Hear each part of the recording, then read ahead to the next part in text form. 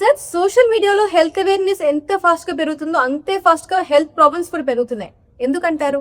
ఎందుకంటే ఇప్పుడు cell phone చేతిలోకి వచ్చిన తర్వాత ప్రపంచం మొత్తం మన గుప్పెట్లో ఉంది అని అనుకుంటున్నాం కదా. ఇప్పుడు వచ్చిన తర్వాత ఇంకా ఎక్కడికి వెళ్ళిందంటే అది ఏమి అసలు చదువుకోని వాళ్ళకి అసలు కింద రైతుల దాకా కూడా వెళ్ళింది. ఏ మనిషికైనా అంతకుముందు ఇది చూసిన వాళ్ళకి చూడని వాళ్ళకి కూడా అంత ఇన్ఫర్మేషన్ ఇస్తున్నారు. విత్ ఇన్ సెకండ్లో ఇస్తుంది. అంటే మనకు తెలియని ఏమి ఉంటాం ఇక దాంట్లో.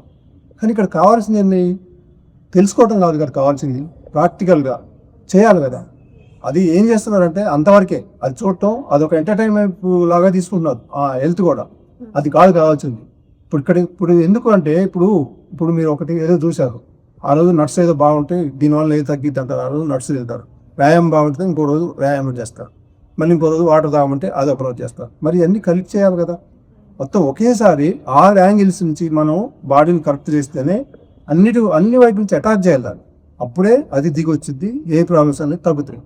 అదే నేచర్ అంతా చేసేది. మొత్తం 6 యాంగిల్స్, వాటర్ తాగే, బ్రష్ చేసుకునే దగ్గర నుంచి పండుకునే దాకా ఏం చేయాలి, కదలకుండా ఇక వాళ్ళు అంత సీరియస్గా అట్లా తీసుకొస్తాం. లేకపోతే ఎంత మొండి వ్యాధులు ఇప్పుడు సంవత్సరాల తరబడి ఉన్నాయి, అంత ఈజీగా తగ్గవు కదా. అట్లా ఇన్ని యాంగిల్స్ని తీసుకోవడం వల్లే ఇంత రిజల్ట్ అనేది మనం తీసుకొస్తాం.